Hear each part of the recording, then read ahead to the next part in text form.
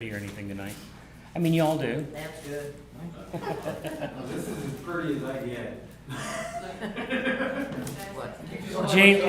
James, why don't you open us up with a word of prayer? Numbers 13. Father in heaven, thank you for this time here together. Please just fill this room with your Holy Spirit. And let us all get the knowledge out of this Bible study that you want for us, Lord. In your name, amen. Amen. All right, fill in the blank. The Lord is my shepherd, I shall not Want. What does that mean? Does it mean we don't want the Lord? No. I thought that as a kid. Did anybody else think that as a kid? The Lord is my shepherd, I shall not want. It's like, why do you not want the Lord as your shepherd? That doesn't make any sense to me, does it? I just said it. Are you live? Should be. I don't see you. Give it a second. Maybe it's. Mine just beeped. If you guys are watching us online, give us a hello so we know you're there. Wave, show your face. Is it not coming up on Facebook? Yeah, I think I see you now. All right. Gotcha. Let's see. So want means we have nothing to want for. We have nothing to Supply want our for. needs. As far as our needs go, he will meet our needs. So a better word there would be, the Lord is my shepherd. In our vernacular, I shall not lack, right? Or I shall lack nothing. Because the Lord is my shepherd, there's nothing I need that I don't have. Now, how many of you, since you've come to the Lord, have felt like you needed more than you had? I'm just, listen, I know. I was talking to my son about fixing the car stuff, and he's like, well, you need to get this. And he's like, hey. I don't have unlimited money. We get one thing. We see if that fixes it. If it doesn't, then we get the next thing. We don't just go throwing parts at this thing, right? And then he said something about unpaid labor, grumble. I don't know. It was all a blur after that. But there have been times, right, where you felt like you wanted more than you had, right? Even since you've been saved.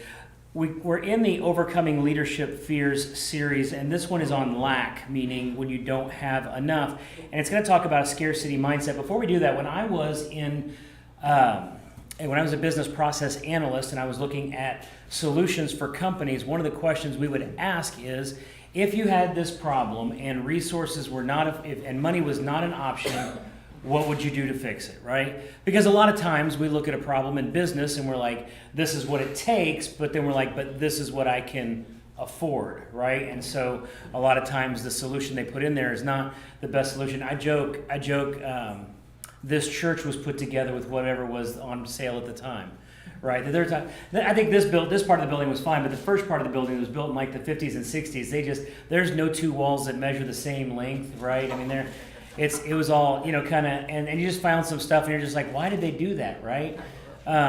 There were a few areas, I remember somebody, when they first came to do the plumbing in the parsonage, they're like, yeah, that's illegal. And I was like, oh, really? Well, don't say anything. So I probably won't broadcast it. That'd be dumb. And so here's the question. How many of you have a good idea what God's call on your life is? Right? About 1/4 of us. I think I have an idea at this point. I think I'm pretty close to where God wants me to be, right? I hope so. So here's the question. For those of you that have dreams or you know where your life is going and things like that, would it be different if money was no object, right? Like if you're looking at like, these are the things that I feel like God wants me to accomplish, what would I do if money was no object? Wouldn't matter. Huh? It wouldn't matter. It wouldn't matter? Colleen? I think it would matter because it would make me be able to spread the word further. I think it makes a difference. If I'm I not saying won, it's everything, but I'm saying. if I won the lottery tomorrow, right? First thing I'd do would be a bigger building for our church, right? I mean, construction would start Monday, right? That's that's because as far as right. It helps. What do you got in, Tanya? Oh, I said we can't build out, but we build up. No, we'd have to go buy somebody out. I know when we were looking, the one building that's actually come up for sale that would have kind of met our needs was when the Shopco went out of business. Do you know what they wanted for that? $2.5 million. Ouch. Yeah, I didn't have that on me at the time. But that's always the question. If money were no object, what would you do different to fulfill God's call in your life? Or think about this professionally. If you're doing something in your job, what would you start doing tomorrow if money were no object? Would you go back to school? Would you invest in new equipment? Would you do new sorts of things, right? If the money was no object, it would open up other doors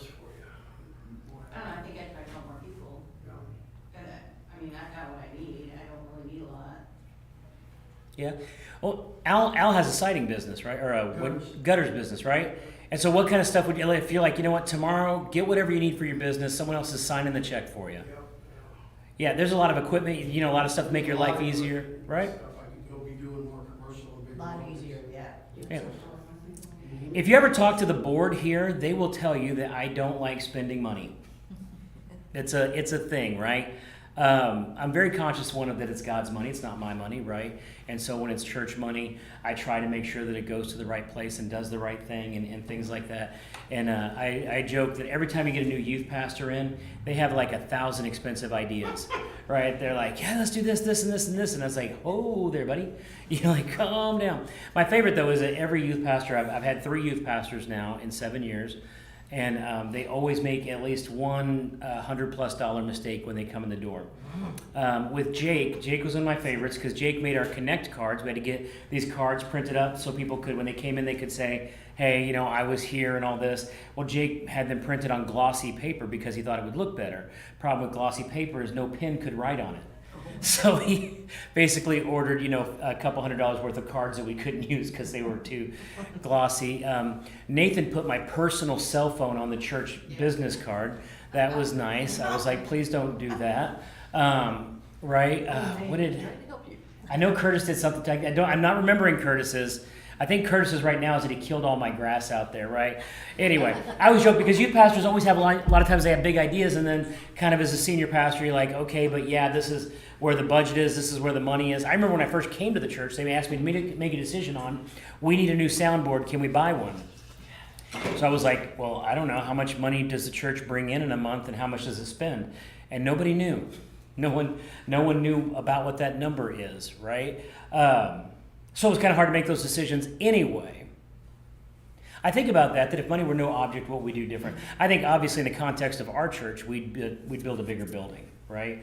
I would, one... We would turn this to the food pantry, the whole church, right? This church would be the food pantry, and then our main campus would be the church, right? There you go. And I will tell you this, Lord willing, when he gives us this new building and we get to that place, there will be no stairs in that entire building, I promise you. Hallelujah. It will be absolutely flat, and if a tornado comes, we're just all going to pray, okay? Because I know around here, everybody's got a basement for tornadoes.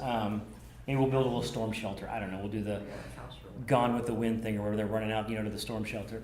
Anywho, so it says here, church leaders are called to point people towards a better future, one in which they can flourish as God intends. However, too often leaders let lack of resources define their vision rather than letting their vision embolden them to trust in God's provision. As a result, scarcity mindset limits what they accomplish for God. And they're going to talk a lot about scarcity mindset in here. So what does it mean if we say we let our lack of resources define our vision? We're limiting our vision Yeah. Yeah. because we don't have the resource and we don't always have to have the material things to. We limit ourselves. Cut yourself short. Yeah. Sometimes I think we limit the abilities of the individuals in the church to where you can draw on a lot of their abilities to help further wherever. So how do we let a lack of resources, though, kind of define that? What you got, Darren? Lack of resources define your vision.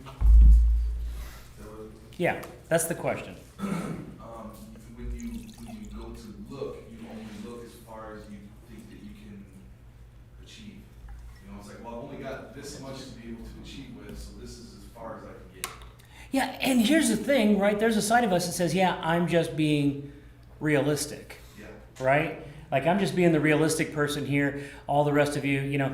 And I have known pastors in my time whose eyes were bigger than their stomach when it came to spending money and building things. And you guys have probably heard stories of, you know, guys that got things going, didn't have enough money to finish the thing, and they just moved on to another church before the bill ever came due, and the church ends up having all kinds of trouble, and we've definitely heard that, right? I've also heard many stories of we go to do a thing and then God provides for the thing, and then I would say the pantry every week is our own little miracle, right? Like Kristen has X number of dollars. She looks at the computer and she's like, there's nothing on here to order. I can't get enough food for people. There's not enough stuff here. Somehow she finds enough stuff, and it's only enough for like this certain amount of people. And then we feed this bigger amount of people because even though we don't have the resources and we don't, and by the way, give to the pantry. I'm saying that for Kristen. Give money to the pantry. She needs it.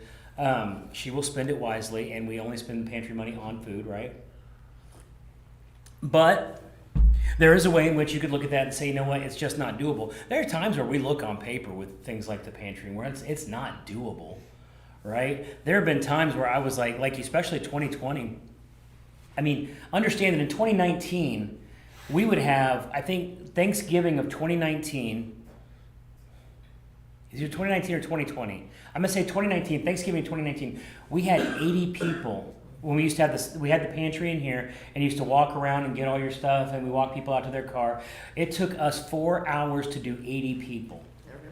And we were just dying, like we had just run a marathon and the Olympics and everything. And then 2020 hit, and do you know how many we served for Thanksgiving in 2020? 920 something. Wow. Right?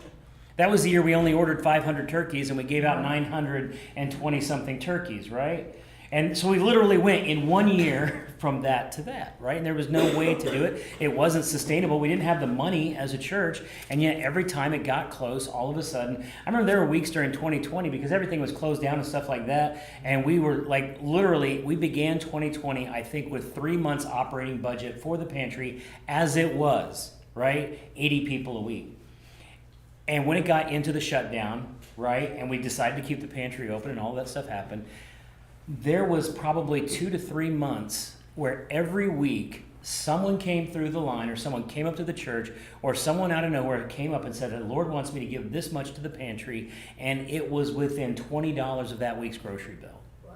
I mean, just for months, right? For way longer. And then a big Chrysler grant came through and relieved the pressure off of that, and then we've been in a pretty good place with that. But just like for like literally when we were in that lurch where we didn't have the money to do it, and we didn't, and every week I'm just like, we're just gonna have to, Kristen and I have these discussions outside of your guys' earshot because we don't want everybody to, freak out, but we're like, there's no money in the budget to do this. We got nothing, And then somebody would just come by and say, and Kristen's a lot better at that than I am.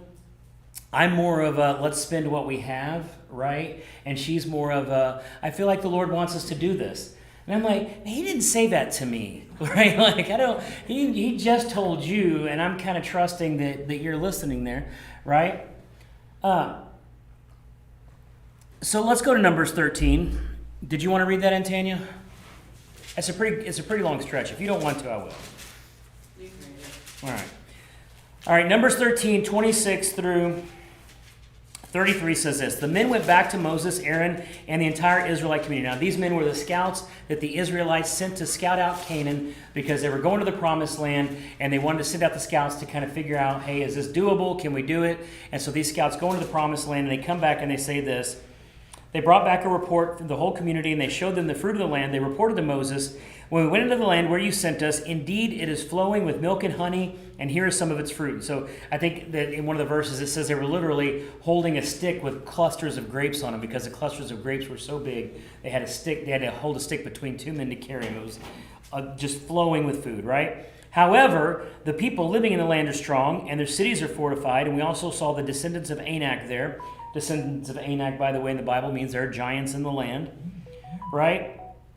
Down in verse 30, and they said that the Amalekites are living in the land of Negev. The Hethites, Jebusites, Amorites live in the hill country. The Canaanites live by the sea and along the Jordan. Then Caleb quieted the people in the presence of Moses and said, let us now go up and take possession of the land because we can certainly conquer it.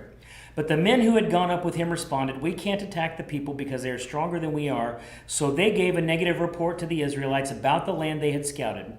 The land we passed through to explore is one that devours its inhabitants, and all the people we saw in it were men of great size.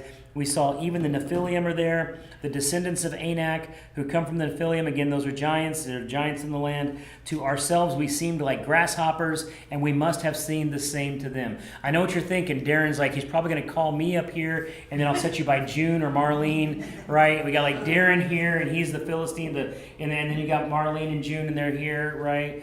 I could use myself. I get that. I was joking. Darren and I went to a restaurant the other day and then went somewhere else. But everywhere we went, everybody was taller than me and shorter than him, as if we were the expanse of all humanity, right? Like all people fit in between that taller than me, shorter than him. That was humbling. So we see the difference in these mentalities in the Moses, when Moses sent out the spies and they returned, Joshua and Caleb come back with an abundance mindset. You know what? It is flowing with milk and honey. We can totally do this. But the other spies gave the bad report. They said we can't attack the people. They're stronger than we are. And they described themselves as grasshoppers compared to the people of Canaan. They spread a bad report to the Israelites. That's the thing, is they didn't just give their report to Moses. But when they were grumpy about it, they went and told everybody, by the way, if Moses tries to lead us into this place, we are going to get completely wiped out. These people are bigger than us, they're stronger than us. They've got everything going and we got nothing. They're like this and we're like this, and it is not going to go well for us. I have found that for whatever reason, sometimes when people get in their mind that something is wrong, they just want to let everybody know about that wrong thing. Like, there are times where I'm okay when you're like, you know what's wrong with you, Pastor David? And you're like, this is wrong with you. And I'm like, wow, that hurt. But then when you're like, you know what's wrong with Pastor David? You know what's wrong with Pastor David? And you're like, and you start going around, you're like, maybe you could have just, you have people in your life, you could be unhappy with me. You don't have to tell everybody else, right? But they went around, they told everybody. Now, here's the thing. When is it being realistic and when is it a lack of faith? What's the difference between saying I'm being realistic about where my finances are, I'm being realistic about what I have available, and when is it I lack faith and I should be doing it but I'm not, and the reason I'm not doing it is because of the lack of faith? What do you guys think? What's the difference? I see what I've got here in the checkbook, but I know God's gonna provide because he's been providing for the last 38 years. Right? My testimony is there. So what's the difference? What's the difference then? So let's say you look at the checkbook, say there's another Marlene, there's, your angel Marlene, but say there's Devil Marlene sitting there beside you, and Devil Marlene is like, this is a checkbook, I'm not going to be able to do this because this is a checkbook. What's the difference between her and this one? What's the thing that separates the two? Negativity against them, half full, the glass half full, the glass half empty. True. You can look at something and be negative about it and see nothing but the negatives that's going on, or you can look at what God's gonna do and be positive about it and move on. How many of you got kids or grandkids think they're smarter than you? Yeah, I'm seeing, right? Listen, I'm gonna tell you right now, Darren, Matthew thinks that already. He's like, oh, that old man, I know more than that guy, right? You know what bugs me about that? Is there are times where my kids will say something and I'm like, that is absolutely positively wrong. Like, I know it's wrong. Like I hear you doing this, but everything you're saying is, it doesn't work in real life, is my thought, right? And they will go on and do the thing, and then, Lord willing, they will stumble and fall and then come back and be like, yeah, you were right about that. You want them to fall enough that they admit you're right. I'm sorry, I'm not too proud to admit that you want it, you know what I'm saying, when they're going. And the thing that bugs you about it is that when you told them what you honestly knew for sure, they didn't believe you. Mm-hmm. Right? Anybody ever asked you about something that you know better than they know, and you tell them the right answer, and they just don't believe you? Mm-hmm. Oh my gosh, that's just, right? And that's what you're doing with God. When God says, and this is the difference between the two Marlenes, is one Marlene says, I believe God because God said and he provides, right? Where the other Marlene, Devil Marlene, is all like, yeah, but this is what the checkbook looks like. When there's one of you that knows that God has said this and God has promised this in his word, that if you look at God and say, I hear what you're saying, God, but this is the reality of it, and so I'm not going to, right? Then that's where it's a lack of faith. Now, the thing about that is that sometimes people try to take that into areas that it doesn't belong, meaning God hadn't told them, right? Like people are like, God's fine with me buying this house I can't afford because he's going to take care of all my needs. And then they're declaring bankruptcy 5 years later because they couldn't afford that house because God didn't tell them nothing about it, right? That's like a common sense. Well, it's not, but here's the thing, because it's not just common sense, right? Because there could be a situation in which God says, go and do that thing that you know you can't right now meet. But you know in your knower that it's God who's telling you to do it. The problem a lot of Christians have is they can't separate their own desire from what God is saying. Right? Meaning, if I want something really bad, it's easy for me to say, God wants me to have. Right? And God may not want you to have. You know where I hear that? Teenagers dating. Right? Right? Teenagers, lower 20s, they're like, but this is the person God has for me. And I'm like, is that person a Christian? Right? And they're like, well, no, but they're, and I'm like, all right, well, maybe it'll work out. Roll the dice. Let's see. Here's what I believe, though. Right? Like, every now and then you get lucky, right? Every now and then, you roll snake eyes. It all turns out okay. But there's a whole lot of other times where people get into relationships because they really feel like this is the one God has for me, but it wasn't the one God had for them. It was the one they really wanted, right? Like, they wanted him because they thought that person was pretty or whatever and, drove a Corvette, whatever makes people more attractive. And it turns out that wasn't true.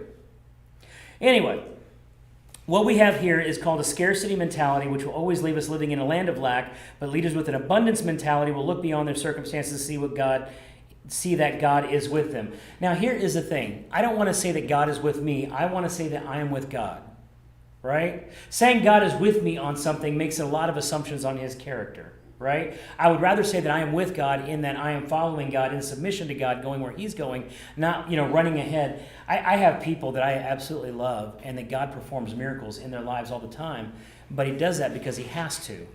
Because they're just trying to drive their car off a cliff every day, and if he didn't, stand in their way and push them back on the road constantly, people like that, right? They walk from miracle to miracle, but they have to because God's like, I don't want you to die, right? Like, I don't want your family to starve, so I'm just gonna. Right. There's just and listen, I went through that. I went through a phase in my life between the ages of 19 and 21, actually about 18 and 21, 3 times I should have died, right? Like, one time the doctor told my dad I wasn't coming out of surgery. Another time a train conductor called in and said he killed me. And then a third time I watched a tree come up to my door that somehow, when it hit the car, hit in front of the wheel.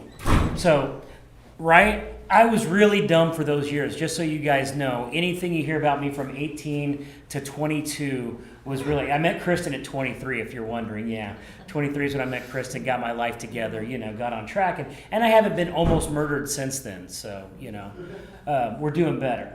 But God had to, right? They were going from miracle to miracle because they have to. If you go with God and you're following God, then God will provide. The thing is, like I said, you've got to make sure that you're following God and not just trying to tack his name onto what you already want to do, because when people do that, then they come back and they want to blame God for something he never had any part in, right? Like, God, why did you let this happen? And God's like, you didn't ask me, right?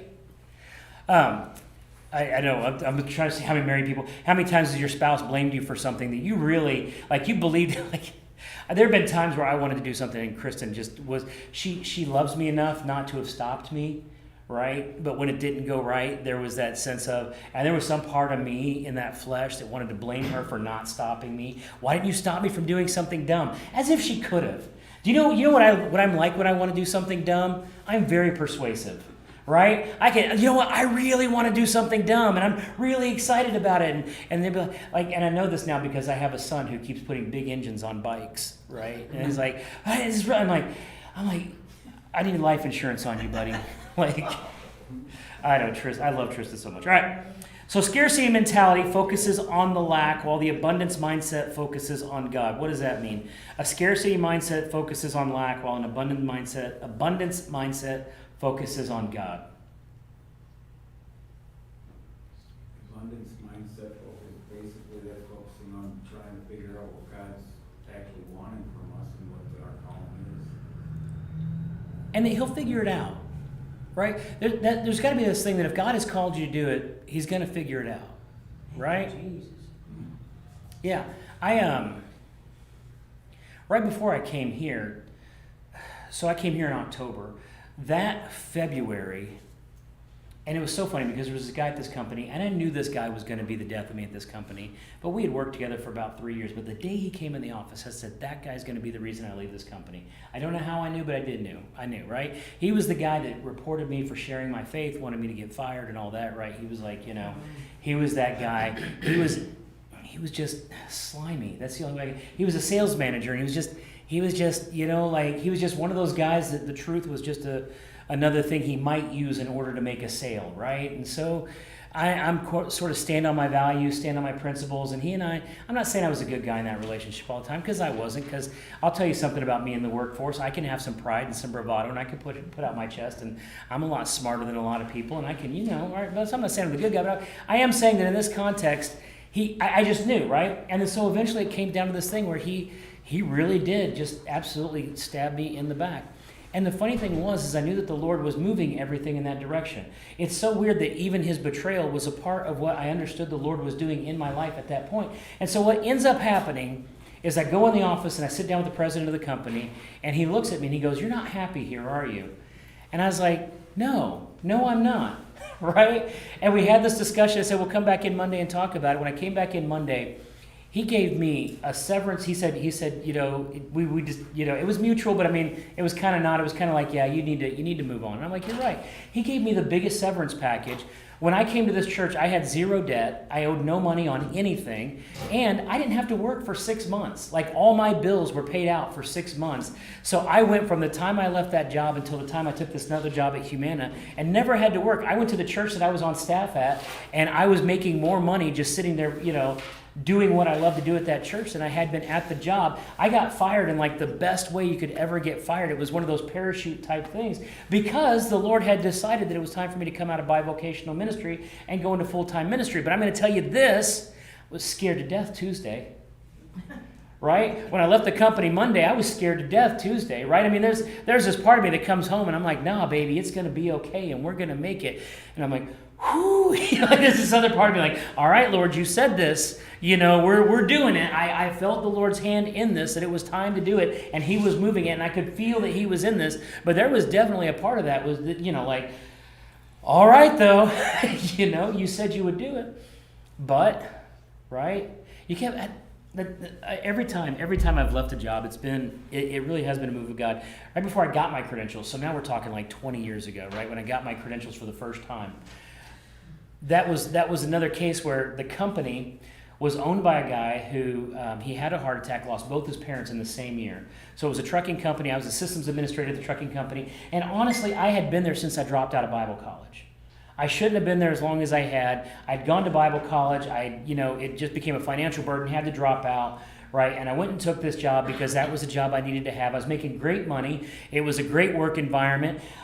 So little was expected out of me, Wayne. I've never worked less and made more money, right? Because I didn't do jack monkey squat most days, and they still gave me more money than I deserved, right? And I could have died there, right? I could have punched in the clock for 20 years, retired, and gone out. But then all of a sudden, he has 3 major calamities in his life, and he's like, I'm going to sell the company, I'm out. And I'm like, okay, right? So he sells the company to another company. The guy who's doing my job at the new company actually is the son of one of the owners. So I'm like, probably not going to make the transfer, right? But again, gave me this huge severance package. And they said for every week I stayed on to do a data migration to get the new system working, they'd pay me an extra week after I left, along with a certain amount. So I had like 3 months where, again, I did not have to work, and all my bills were paid. And I finished my Bible college because I went to Global, which was in town, and I finished up all of my studying. And the week I finished, like on Monday, I took a test to finish the last course to get my credentials. And that Monday, somebody called and said, I got a customer that I don't want to deal with. Can you come over and take care of this guy? And that customer hired me on. Right? Like that was the week the check would have ran out. The last severance check came in that Friday, and I had a job the next Monday because the Lord but I will tell you this, there was a part of me that was scared to death. Because it doesn't always make sense, but when God is in it, right? And it does feel, you've seen the one where the kid's like holding on like that. It feels like that, right? You're with me, Colleen. You know what I'm saying. It feels like that. The Lord sees that giggle. But a scarcity mindset focuses on lack, and abundance mindset focuses on God, right? Then on one hand, you can sit there and just focus on the fact that it's never going to work, and you can talk yourself out of a blessing, right? You can complain yourself out of a blessing. You can, if I'm trying to help you and you keep telling me, you're not helping, at some point I may just stop helping, right? And just like, all right, well, let's see what you do, right? And all right. Number 2, a scarcity mindset complains about what it doesn't have. An abundance mindset gives thanks for what it does have. Somebody explain that to me. A scarcity mindset complains about what it doesn't have, while an abundant mindset gives thanks for what it does have. How are complaining and thanksgiving at opposite ends?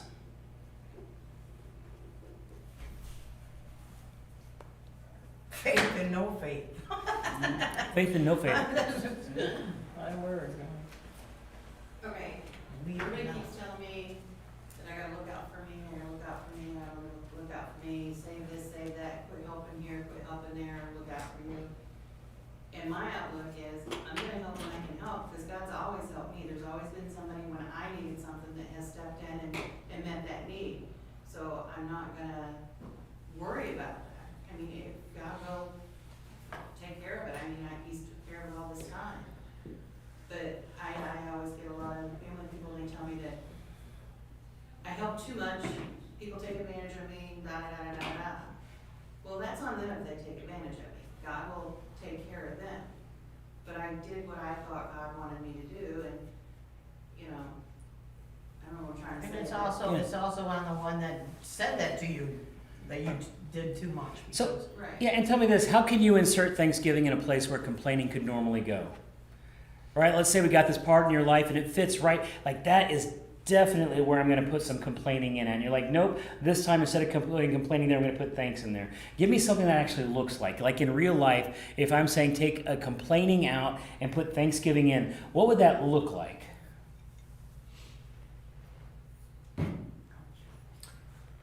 Okay, let me ask you this. How many of you got a complainer in your life? No. Okay, now picture that person who's a complainer in your life, and picture what it would sound like if instead of complaining about everything, they were being thankful. Yeah, what are you going to say, Al? Yeah, well, with me, that's kind of really simple. In the past couple of years, year and a half, 2 years, a year and a half, almost coming from it. Look at what I gotta look at what God's done in my life. Everything He's done, what I have, which I didn't have here a couple of years ago. And don't focus or worry about what's still way down the road.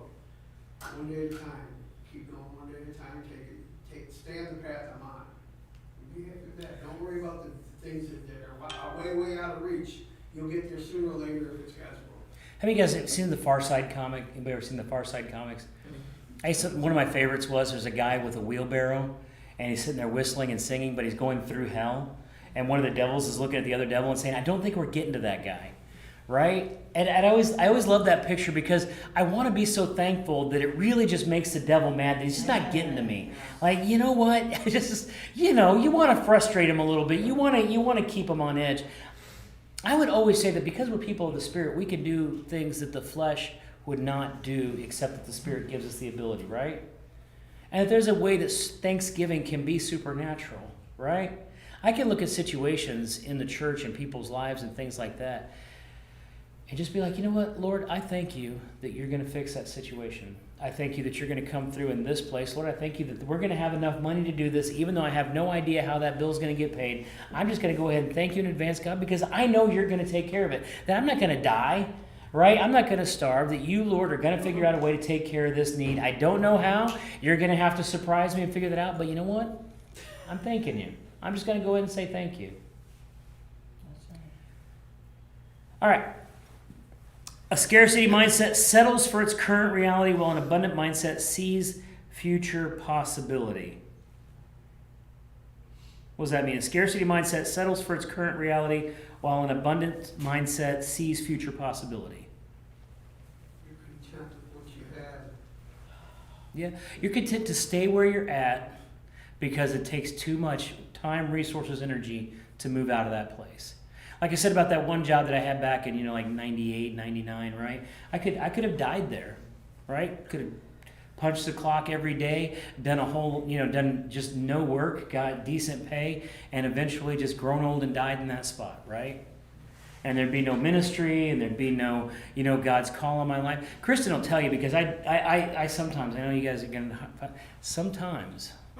sometimes I get a little discontent where things are, right? That's kind of in my personality somewhere, where no matter how much we've done, we haven't done enough. We need to do more. And I get that. Sometimes it's of the Lord and sometimes it's not. But there's always this part of me that says, but what more could we be doing, right?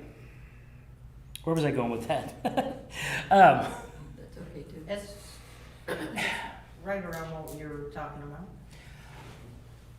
But if you're in a scarcity place, you're never going to want to do more. You're just going to want to save what you have, right? Let's just build a wall around this. Churches do this because what happens is the churches become insular, right? there are a lot of churches that when you bring people in from the outside, they don't want that. I can tell you story after story of churches where the church had a core group of people and a new pastor came in, and that new pastor started drawing in people, and that core group turned them out. I had, oh gosh, I don't think they're watching, so I think I can tell the story. I won't mention any names. I was in a ministry place. I was a youth pastor, and I had ideas, right? Just imagine a younger, more energetic me, right? Like I had ideas, just burning with ideas, right? And so we did this big outreach. We put stuff on people's doors. I'm going all over the place. I'm pulling in. I got there, and literally the only kids we had when we got there was there was one family had a couple of kids, and then I had my kids. But at that time, my kids were tiny. Even Hunter wasn't really old enough to be in the youth group. And then we ended up having like a dozen kids, right? We ended up having, like a good group of kids, and because of where they came from, we went into the church. I remember. There was a service going on. I'm trying to be as vague as possible, right? Because I don't want this to trace back to anybody. But we were going to have this big service, and so we had these kids, and they were from the neighborhood, and these were unchurched, unlearned in the ways of the Lord. And there was one gal who had a really great voice, and so I was going to have the other kids kind of be her backup so they could do a song. And then a leader in that church said, "Those people don't sing well enough. I'm not letting them sing in our church today." And their parents were already at the church, and everybody was already ready for it. And then all of a sudden, those kids didn't get to sing because they're not good enough to sing on the platform. And so guess what happened, right? Well, eventually I left that church because there was just that kind of thing, right? I mean, you feel like I'm trying, but they were really kind of happy with this is what we've got. Right, and as long as this, and honestly, in churches, you know what happens, right? If you get enough people tithing that they could pay the light bills, they don't care how many other people come in. That's just right. Luckily, at our church, we have enough people that pay the light bills, and then just enough people who come in to make this place lively and more happy, and I'm okay with that, right? We just had our business meeting, right? So we have all our numbers. But that's what a scarcity mind, it settles for the current reality. Just make do with what we have. Don't build anything. Nice haircut, Amanda. Thank you, Amanda McConaughey, on the haircut thing. Although my wife says, and she's probably right, you can see the gray.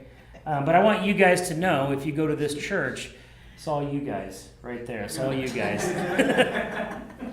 So, a scarcity mindset resents the success of others, while an abundance mindset believes there's plenty of success to go around. What does that look like? Anybody ever seen that? People that resent it are the people that aren't wanting to get out of their comfort zone. The people that, it's the difference between getting out of your comfort zone and getting uncomfortable to do better, or staying in your comfort zone and just staying complacent. Yep. Darren? I always think that it's like the people that aren't willing to put in the work that it takes to get what other people have, or the people that they despise because they have something. Like, why do they deserve that? I was thinking the same. Why do they deserve that? Yeah, well, I'm an awesome person. How come I don't just get stuff? It's they don't think about what it takes to get that. They just think that it's just given to them. And they don't think of it as a blessing, No. as a God thing, I That's a think. good answer. You can also throw in envy. Yeah. Yeah. Oh, yeah, jealousy, envy. It's a good answer.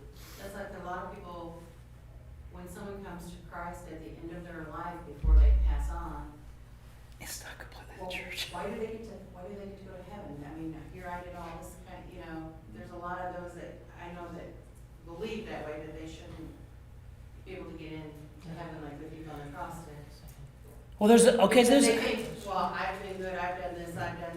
And here's the parable. The parable Jesus says, there's a parable of the workers, and Jesus says this. He says, a master went out, and at the beginning of the day, in the third hour, whatever, he hired 10 people and said, I'll give you 10 denarii if you work for me a day. And then at noon, he went out, and he said, he found more people and said, I'll give you 10 denarii if you'll work the rest of the day for me. And then at 3 o'clock, he went out and found some more people and said, if you'll work for me the rest of the day, I'll give you 10 denarii. And then it comes up to 6 o'clock, and he goes out, and the master begins to hand everyone their money. And the ones who came at first said, well, how come we're getting paid, the same amount of money for these guys? guys. And the master looks at him and says, what does it matter to you? You agreed to work for this amount. That was the deal. When you came in, this is what you said. What does it matter to you that this person is getting paid that much? Why do you despise that? I love the Bible says, do you despise his grace? Because God is not slack concerning his promise, but is long-suffering that all would come to repentance, right? Like I said Sunday, some people are old because God doesn't want to take them yet. He wants to give them another chance, right? Some people are old because they're just saints living a good life, before the Lord. And some of them, God bless it, I just feel God's holding off because he's like, you don't want to come here yet. Listen, I'm going to be really merciful to you and let you live a long time because it's going to take that long for you to figure out where you're supposed to be, right? We're not ready for you yet. Yeah. God's like, listen, I'll take you now. You ain't coming here, right? Right? Scarcity mindset complains about what it doesn't have, while an abundance mindset gives thanks for what it does have, settles for current reality. Resents the success of others, while abundance mindset believes there's plenty of success to go around. I've seen this where, I know I pick on churches too much, don't I? It's because I hang around a lot of church people. I have seen, listen, I'll tell you this. As a pastor, you get tempted sometimes, right? Because if another church is doing better than your church, you're like, well, what's that pastor doing that I'm not doing? Is he living more godly than I'm living? Is he doing better than I'm doing? Right? Man, I'm wondering how much I need to confess here from back in the day, because there was a friend of mine, and Darren, he played on the basketball team with me when I was growing up, right? And he was a ball hog. He just was. Every time he got it, he was a catch and shoot, right? He was Carmelo Anthony of a little bitty, all-white private school basketball team. I'm just saying that for the level of talent was not exactly, state championship level. But I remember because he was more successful in ministry than me very early on. And there was this part of me that watched him on TV and was mad about that, right? And it's just, as if his ministry, right? He and I'm pretty sure, have never preached to the same people because he was preaching on a different side of Louisville, right? And Louisville's bigger than here, right? And we crossed paths like one time. But I remember feeling that. I've seen other ministers react that way when they're like, I've seen them react that way to me sometimes, right? Because, well, your church always seems to be doing this and that and the other. And there have been people, I don't know if you know this, in this town at other churches that have not liked our church because they felt like our church was here, there, and your pastor's on the news or this, that, and the other, right? And it's like, no one's stopping you from serving the Lord and doing this, right? There's nothing special about me other than I just go out and do what God says do. There's not, right, a whole lot to that. Anyhow. Yeah, there is. Well, I joke too because somebody... Can I tell that Alonda what somebody thought about the car? Somebody thought that, our pastor was getting paid a lot of money if he's driving a Corvette, right? I'm like, God blessed me with that thing for $500, which, by the way, has been the most expensive $500 I've ever spent. Like that $500 is a lot. Yeah. That car better run for a long time or I am so in the doghouse. A scarcity mindset resists change, while an abundance mindset believes new possibilities require change. Paul, what's that? No idea. A scarcity mindset resists change, while an abundance mindset believes new possibilities require change. You're stuck in your comfort zone, don't wanna take that risk to step outside. How many of you have sent a fax recently? Maybe it's like I you. saw a fax machine the other day. Did you? And it was like seeing if Albert Edison had just stepped out of time. Thomas Edison had stepped out of time. I said, is that a fax machine? Right? I said, you use that thing? No. And I can tell you this, until the last one was sold, there was some company trying to figure out how to sell more fax machines. Right? And nobody's using it, and the technology is gone, and we have scan, and we have email, and we have all this stuff now. Nobody's doing that. But somebody out there was like, no, I'm going to make this fax machine. It was so sad once. I'm in a business thing, and I'm trying to help these guys out with a technology solution. And their technology thing that they wanted to do is they wanted to take a lot of these books that were online, and they wanted to print those books, bind them, and sell them if they were open domain books, and then sell them to people like that. And I remember about halfway through them telling me, and keep in mind I'm there to give them technical support. I'm like, that's never going to work, right? And they just looked at me and was like, nobody's going to do that. Why would they buy your book when they can, and it came out of my mouth. I didn't mean for it to, Marlene, because it got very crestfallen on me. But the thing is they wanted to do something old and make that work instead of realizing the world was changing and to get on the bandwagon with where things were going. There's a thing in business called disruption, right? Where all of a sudden Blockbuster's like, you don't need Netflix, now pay your late fee, right? I remember as a kid, we didn't want to even a Blockbuster, some little family video in the neighborhood. That this is how bad it was back then, Wayne. I'm going to guess that place was about 1.5 miles, 2 miles from the house. And we had to walk up there. Oh my. I know, walk up there and rent a video on my parents' card, right? And then walk back. And then we'd have to play that game all night, Paul, because we had to it'd be like a Friday night. We had to take it back Saturday, or you're paying an extra $2.50 for it. And we didn't, Mom and Dad are going to kill us, right? So we'd stay up all night playing that thing and, and then try and walk back. And I mean, and they held on to that business model until literally Netflix and all the streaming services just killed them, right? But up until that day, somebody say, no, if we just stay right here, it's going to work. Every time I see a church say we are KJV only, right? We're Bible believing and we only read the King James Version. I'm like, well, have fun dying, right? Because I saith unto thee, we surely don't speaketh unto that way anymore, right? It's just, right? Why would you, you're not even translating into the Bible into your language. You're translating into your ancestors' language, right? I mean, if you want to be really, let's go back to Middle English. I mean, why aren't you doing it in Latin, right? I mean, if we're going to be that uptight about how we translate the Bible. But some people will say, we're going to stick with this thing if we just hold the path, if we just, and I'm not saying we change the tenets of our faith or what we believe or anything like that, right? But I am saying there are times when the church has to look at itself and say, is what we're doing working? Right? Had that epiphany the other day when I'm in the emergency room over at Swedes. What's the one in downtown? Swedes. I'm in Swedes, right. And I had that epiphany that sometimes I get too smart for my own good and I just need to rightly apply the gospel of Jesus. Outside of myself, outside of how I want to do it, I just need to tell people that Jesus loves them and to give them the gospel message. He has come to set them free and to just let the message do its work.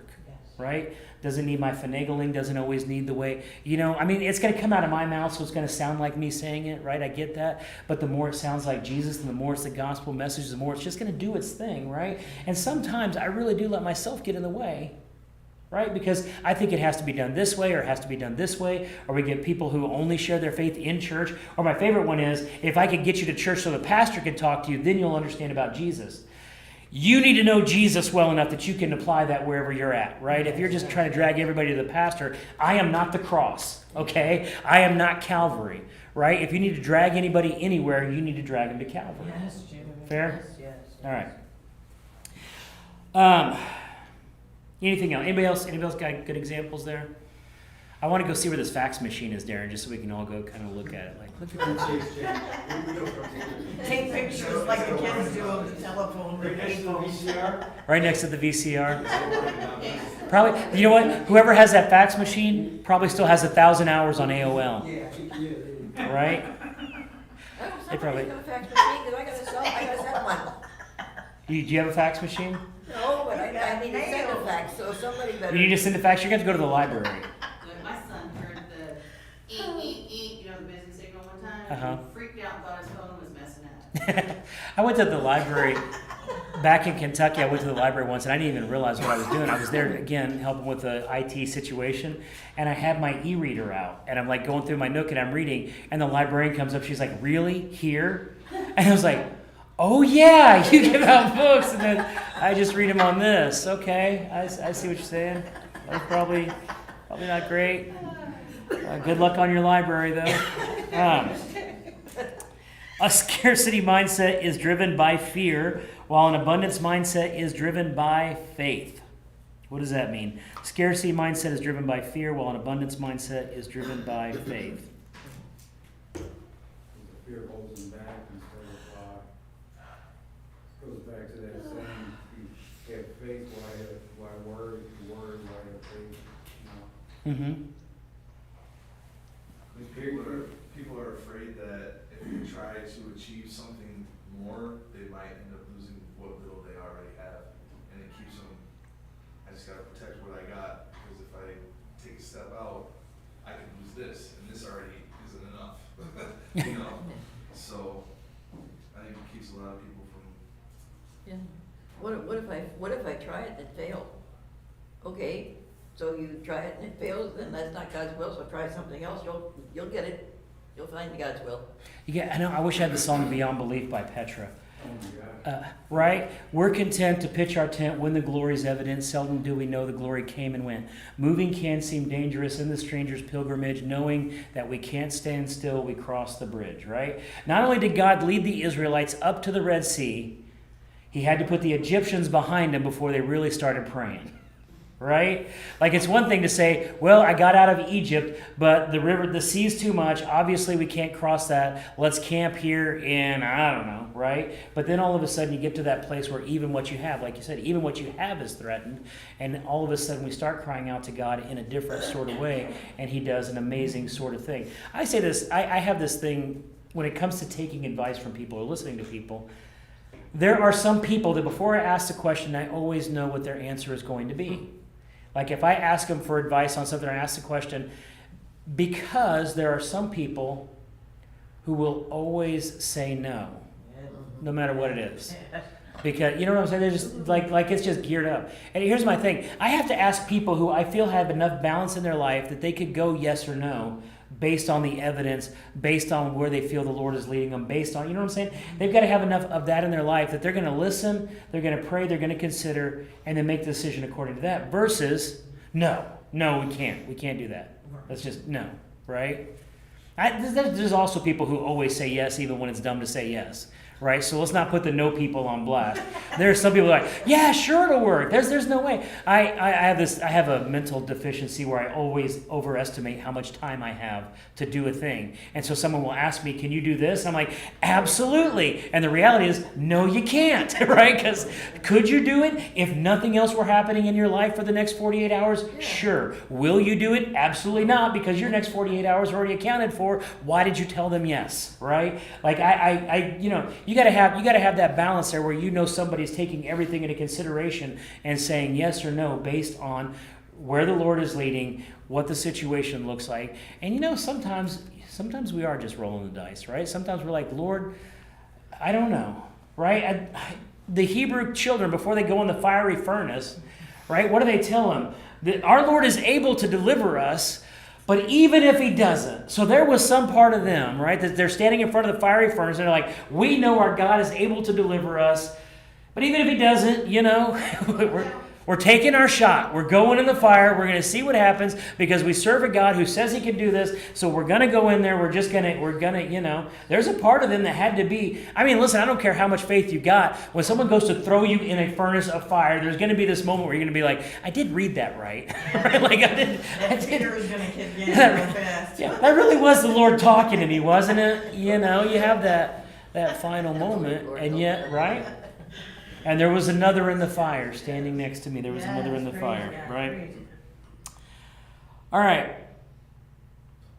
So, everything else is here is reflect, I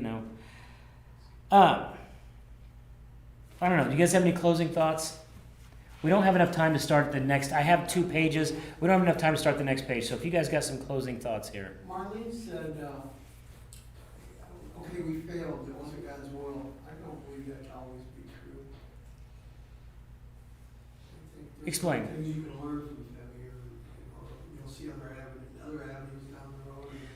But sometimes it's God. I don't think it's failure either. I think it's direction. You're still learning from everything we do like that. Okay, so I failure. failed so many times, I'm just telling you what I see, how I go about things. Right, and I think it was Thomas Edison said he didn't fail. He just found 100 different things that didn't work. Right, process of elimination. And I think that's more kind of where you were going is you do something and you're like, well, that didn't work. Try something else, right? Because it's only failure when you stop. When you don't try. Right, it's only failure when you give up. Right. I was in another church, okay, and I was saying yes to everything that they asked me to do. And I was there every night of the week because of that. And the pastor was there also one night, and he said, he looked at me and said, you're here every night. And I said, if you weren't here every night, you wouldn't know that. He said, I pastor this church, you don't. What does God want you to do? And I just stood there and looked at him, and he said, there's something special God has for you, and you have no idea what it is, because you're too busy saying yes to everything everybody asks you. Yeah. So Well, that was just- he made me step down from ministry at that point, until I could tell him what God had for me. That's something that close to what I posted was, which is said before, is that if I don't try, if nothing else works, try God, you know? And I think that's the truth, and I think anybody that lives life should hear that, because it's just, hey, if you're failing it, or feel like you're failing, try it.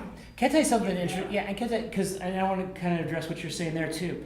Is one of the things as a pastor that you realize is that when we have a need in the church, that God has provided a person to fill that need. There is a June-shaped hole in the church, Yeah. right? And if June isn't fit inside that hole, stuff doesn't happen that should happen in the church, right? There's a Paul-shaped hole, an Antania-shaped hole, an Alonda-shaped hole, right? Like there's a hole in the church that is built to your shape that when you came here, right?